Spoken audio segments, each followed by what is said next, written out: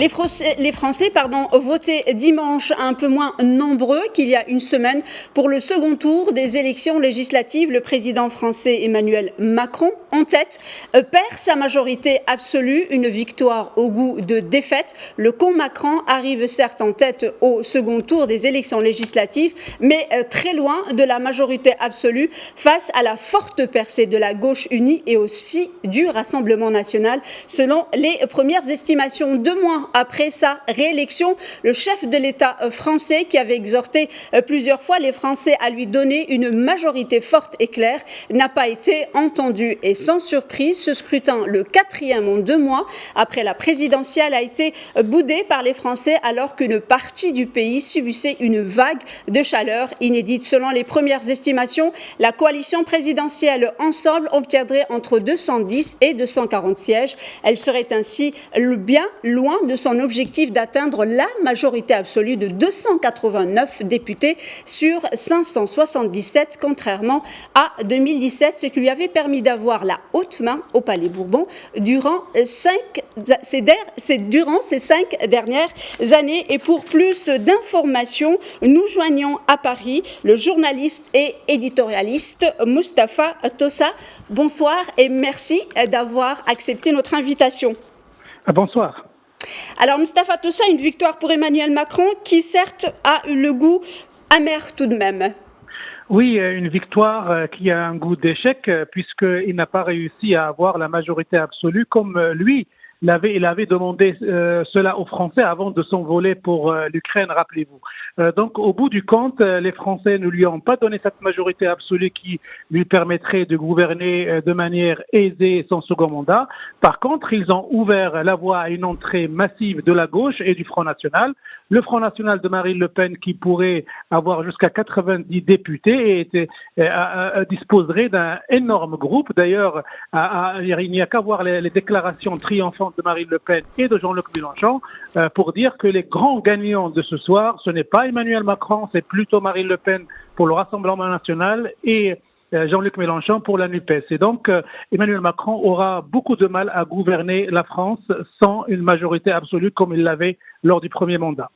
Alors, à votre avis, comment elle pourrait se dessiner, cette cohabitation pour le président français Emmanuel Macron ?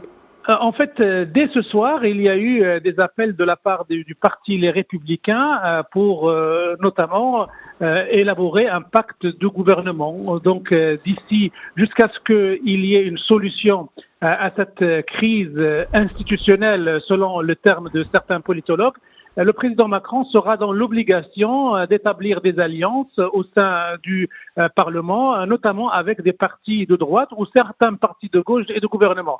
Mais jusqu'à présent, beaucoup de politologues envisagent ou prévoient une dure réalité pour Emmanuel Macron parce qu'il ne sera pas dans la capacité de gouverner la France, de faire passer des projets de loi au sein de l'Assemblée nationale sans qu'il fasse des concessions majeures à certaines forces politiques. Et donc, il faut compter aussi sur Jean-Luc Mélenchon et Marine Le Pen pour jouer les troubles faits au sein de cette Assemblée et compliquer davantage le travail d'Emmanuel Macron.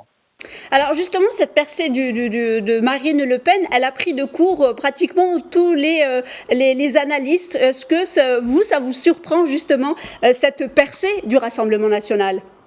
Non, ça ne me surprend pas pour la simple raison que lors des duels entre la gauche de Jean-Luc Mélenchon et les candidats du Rassemblement national, le parti d'Emmanuel Macron, ensemble, avait commis l'erreur stratégique de ne pas appeler à faire barrage à Marine Le Pen pour ne pas justement encourager la gauche à avoir le plus de postes de députés. Et donc, dans ce langage et cette attitude un peu obscure, un peu compliquée, ça a pavé la route à un certain nombre de députés pour entrer dans ce Parlement. Et il faut rajouter à ça que les idées d'extrême droite, telles qu'ils ont été popularisées par Éric Zemmour pendant la présidentielle et par Marine Le Pen, ont fini par trouver une traduction électorale, législative dans ce scrutin. Alors, il y a eu la défaite quand même de grands noms de la politique française et en l'occurrence Richard Ferrand, le président de l'Assemblée nationale. Est-ce que ça rejoint un peu les cartes donc de l'échiquier politique français? Par exemple, je donne aussi le cas de Olivier Véran, donc l'ex-ministre de la Santé, qui a été très largement réélu. Qu'est-ce que ces résultats donc suscitent comme interrogation pour vous? En fait, il y a deux personnalités très très proches d'Emmanuel Macron, que sont Richard Ferrand, qui est le président de l'Assemblée nationale sortant, et il y a aussi Christophe Castaner, qui a été à un moment donné ministre de l'Intérieur pendant les Gilets jaunes. Ces deux personnalités ont été largement battues, ce qui a fait dire à un certain nombre de commentateurs que finalement c'était la Macronie qui avait été battue, les symboles de la Macronie qui ont été battus. Et ça, c'est un coup dur pour Emmanuel Macron, parce que les plus proches collaborateurs ou les plus proches personnalités idéologiques avec lui seront hors photo législative et gouvernementale. Donc il sera réellement dans une complication majeure, parce qu'il va falloir trouver des coalitions nécessaires pour faire passer des lois et des coalitions gouvernementales pour gérer les affaires du pays. Et ça s'annonce très compliqué pour Emmanuel Macron. Merci beaucoup, Mostafa Tossa, d'avoir répondu à nos questions. Je rappelle que vous êtes journaliste et éditorialiste. Merci beaucoup.